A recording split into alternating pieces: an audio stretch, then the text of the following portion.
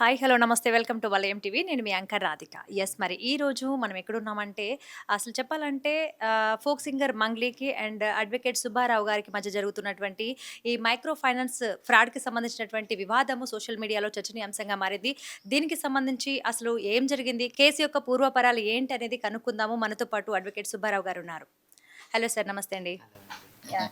Sir, ఈ కేస్‌కి సంబంధించి అసలు బాధితులు మిమ్మల్ని ఎలా సంప్రదించారు? అసలు బాధితులు ఎలా సంప్రదించారసలు? అయితే మొట్టమొదటిగా ఈ కేసుకు సంబంధించినంత వరకు ఇష్యూ అంతా గూడా కర్నూలు, అదేవిధంగా డ్రోన్, ఆదోని, తర్వాత మహబూబ్ నగర్‌కి సంబంధించినటువంటి వ్యక్తులు.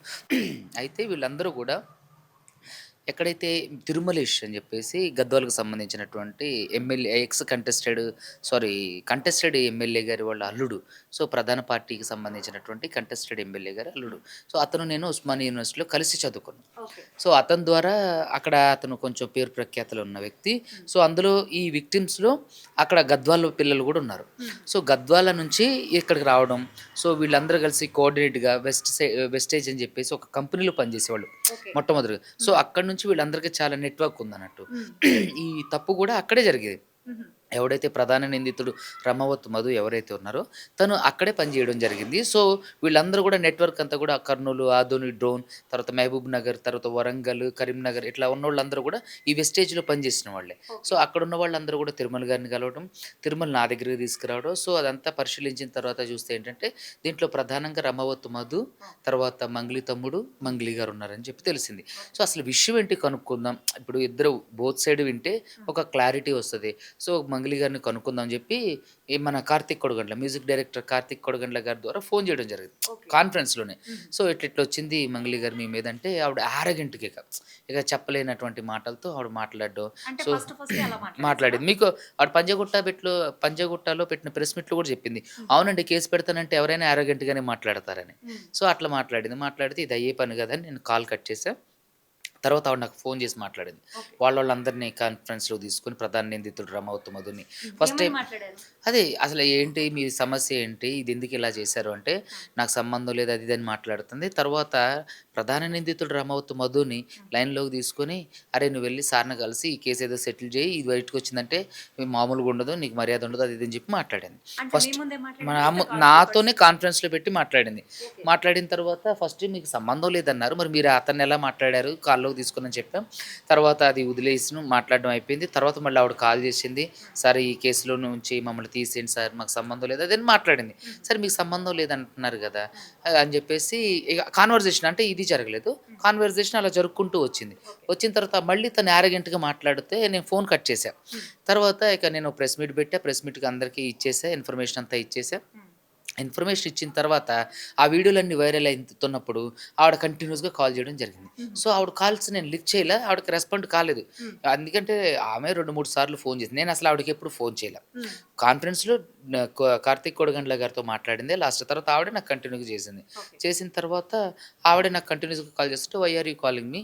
ఏంటి మీ బాధ? నాకు కాల్ చేయొద్దని" పెట్టా. ఓకే. అయినా సరే కంటిన్యూ‌గా చేస్తుంటే నేను లిఫ్ట్ చేయలేదు. హ్మ్. వేరే వాళ్ళ ద్వారా నాకు కాల్ చేసింది. ఓకే. కాల్ చేపిస్తే నేను లిఫ్ట్ చేయలేదు. హ్మ్. ఒక సెంట్రల్ మినిస్టర్ పేరు చెప్పి ఫస్ట్‌లోనే మాట్లాడేటప్పుడు బెదిరిచ్చింది. కాల్ చేసి ఇట్లా మాట్లాడుతుంటే, "నాకు సెంట్రల్ మినిస్టర్ తెలుసు. హ్మ్. మిమ్మల్ని అడిగితే మీరెవరో తెలీదని అన్నారు. అసలెవరు నువ్వు? హ్మ్. నువ్వు యూట్యూబ్ లాయర్‌వా? నువ్వు చిన్న చిన్న ఇంటర్వ్యూలు అట్లా మాట్లాడేసరికి హ్మ్. అసలు నేను ఫోన్ చేసిందేంటి? నువ్వు మాట్లాడేదేంటమ్మా? హ్మ్. ఇదంతా తప్పుగా ఉంది. కార్తిక్ గారు ఇక వదిలేయండి అని చెప్పి పెట్టేసి హ్మ్. చేసి తర్వాత ఆవిడ నాకు ఫోన్ చేసి, "సుబ్బు గారు" అది ఇది అని మాట్లాడడం స్టార్ట్ చేసింది. మళ్ళీ యారగెంట్‌గా మాట్లాడుతుంటే ఫోన్ పెట్టేసా. హ్మ్. పెట్టేసిన తర్వాత నేను మీడియా ఇంటర్వ్యూలు ఇచ్చి అన్నీ వాళ్ళకిచ్చేసిన తర్వాత ఆవిడ మళ్ళీ నాకు కాల్ చేసి హ్మ్. తీసేయమని చెప్పడానికి కాల్ చేస్తుంటే ఇక నేను లిఫ్ట్ చేయలే. కంటిన్యూస్‌గా చేస్తుంటే why are you calling me? Don't call me again and again అని చెప్పేసి హ్మ్. ఎందుకు చేస్తున్నారు నాకు ఫోన్ అని చెప్పేసి పెట్టేసిన తర్వాత ఒక ఎమ్మెల్యే తండ్రితో ఫోన్ చేయించింది. హుహు. ఎత్తలేదు.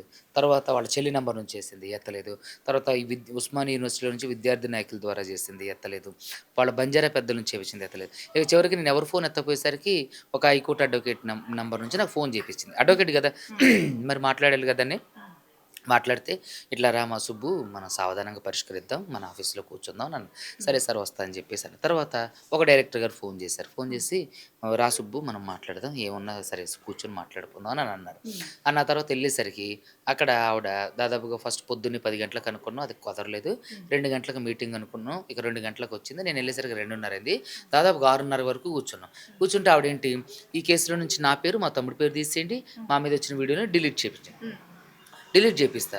ఓకే. మరి మీ పేరు లేదంటున్నారు గదా! మరి బాధితులు ఎవరైతే నిందితులు ఎవరైతే ఉన్నారో, ఆ నిందితుల మీద కేస్ పెట్టండి. హ్మ్. నేను కోర్టులు, పోలీస్ స్టేషన్‌లు అంటూ తిరగలేను సార్. హ్మ్. అదేంటి కోర్టులు, పోలీస్ స్టేషన్‌లని తిరగలేకపోతాను అంటున్నారేంటండి అంటే, తిరగలేను సార్ అంది. మరైతే వాళ్ళని ఎవరైతే నిందితులు ఉన్నారో వాళ్ళని పోలీసుల బాధితుల సమక్షంలో పోలీసులకి అప్పగించండి అనన్నా. హ్మ్. నేను మా నేను అలాంటి పనులన్నీ చేయనండి. నేను అసలు చాలా బిజీగా ఉంటాను. నాకు కుదరదు.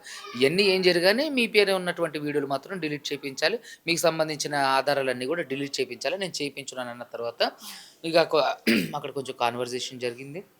బయటకొచ్చేటప్పుడు ఆవిడ ఫోన్‌లో మాట్లాడుతూ వాళ్ళ తమ్ముడిని, రమౌత్ మధుని లైన్‌లోకి తీసుకొని బూతు మాటలు మాట్లాడి నాతో భౌతిక దాడికి దిగడానికి ప్రయత్నం చేసినప్పుడు నేను అక్కడి నుంచి అప్పుడేనా? అప్పుడే హ్మ్. బయటకొచ్చేసాను. ఇక వచ్చినప్పుడు నా మీద భౌతిక దాడి చేయడానికి ప్రయత్నం చేసినప్పుడు ఇక అక్కడి నుంచి మా ఫ్రెండ్స్ నన్ను తీసుకొని వచ్చేసారు. హ్మ్. తీసుకొని రావడంతోటి నేను అక్కడికెళ్ళి పంజగుట్ట పోలీస్ స్టేషన్‌లో కేస్ పెట్టా. సో, కేస్ పెట్టి నేను ఇంటికెళ్ళిపోయా. అది 27 తారీఖు, 26 తారీఖు ఇచ్చా. అది 7 తారీఖు ఎఫ్ఐఆర్ అయింది. హుహు. సో, అది దాంతో ఒక్కసారిగా ఇదంతా వైరల్ అయిపోయి ఈ న్యూస్ అంతా బయటకొచ్చింది. హ్మ్. ఇక అప్పటినుంచి కూడా జరుగుతున్న పరిణామాలన్నీ కూడా మీరు అవును. చూస్తూనే ఉన్నారు. చూస్తున్నాం. నేను ఒకటే చెప్తున్నా. బాధితులకు న్యాయం చేయండి. నాకు ఆ రోజు కూడా మీటింగ్‌లు మీకు ఎంత కావాలంటే అంత ఇస్తాం. హ్మ్. మా పని మమ్మల్ని వదిలేయండి. ఈ కేసు నుంచి మమ్మల్ని తీసేయండి. అది ఇది అంటే మాకెందుకు ఇవ్వడమండి? బాధితులకి ఇవ్వండి. పాపం వాళ్ళకి కాళ్ళకి చెప్పులు కూడా లేవు. ఆళ్ళు అడుక్కు తినే పరిస్థితిలో ఉన్నారు. హ్మ్.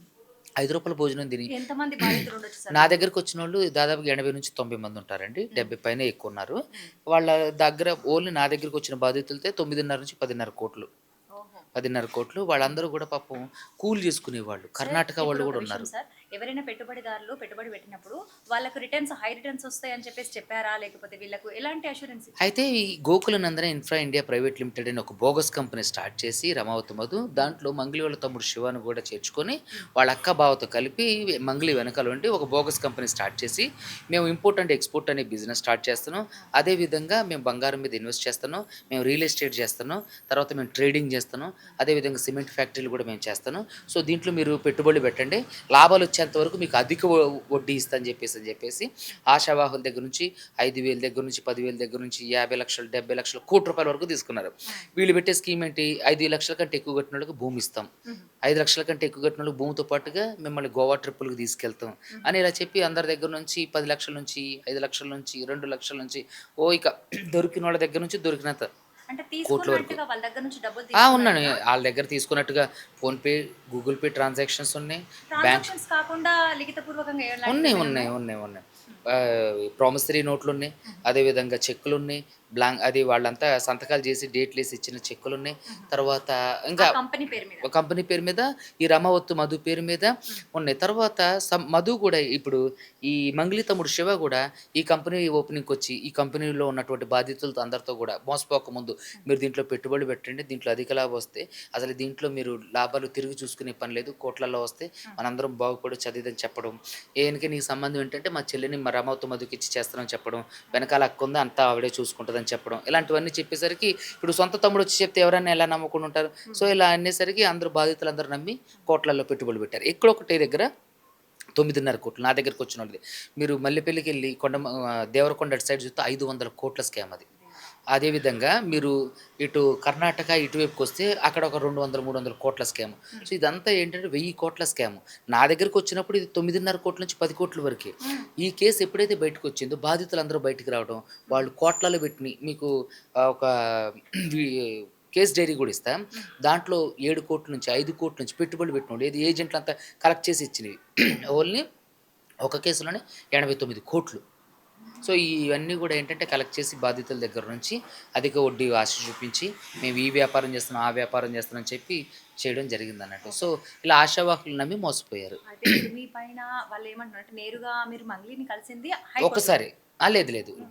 ఒక అడ్వకేట్ సార్ ఆఫీస్‌లో. ఆఫీసులో కనిపి హ్మ్. ఆ తర్వాత మీరెప్పుడైనా కలిసారా? లేకపోతే మీ కలవలేదండి. పైన 10,00,000 నన్ను ఇట్లా డిమాండ్ చేశారు అని జెప్పేసి ఆ రోజు లేదండి. అదంతా ఒట్టి అబద్ధ ప్రచారం. ఇదంతా కేసుని పక్కదోవ పట్టించడానికి, హ్మ్. మీడియా దృష్టిని, అటెన్షన్ తప్పించడానికి, ప్రజల దృష్టిని తప్పించడానికి. హ్మ్. నేను ఎన్ని ప్రూఫ్స్ చూపించా. ఆమె నాకు ఫోన్ చేసిందన్న దానికి, ఆమె నన్ను పిలిపించిందన్న దానికి, ఒక డైరెక్టర్ గారు ఆయన ప్రెస్ మీట్ కూడా పెట్టి మాట్లాడారు.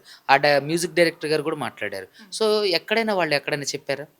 ఆవిడ నేను 10,00,000 డిమాండ్ చేయడానికంటే ఒక్క ఆధారం చూపించమనండి. హ్మ్. ఆవిడ చేసిన తప్పులన్నిటికి నా దగ్గర ఆధారాలున్నాయి. మీరు హ్మ్. రీసెంట్‌గా నిన్న కూడా చూసుకున్నట్లయితే ఆవిడ ఎంత వల్గర్‌గా ఒక వీడియోలో మాట్లాడారు. మా స్నేహితుని గురించి మీరు చూసారు. హ్మ్. ఏంటంటే ఆవిడ భాష విధానం బాగోదు. హ్మ్. ఆడ వ్యక్తిత్వం అంటే అగ్రెసివ్‌గా, పొగరుగా హ్మ్. చాలా అంటే ఒక్కసారిగా ఒక ప్రిన్సెస్ నూర్‌జహాన్ అంత గొప్పగా ఫీల్ అయిపోతుంటారన్నట్టు. హ్మ్. సో, చాలా అగ్రెసివ్‌గా ఉంటారు. చాలా పొగరుగా ఉంటారు.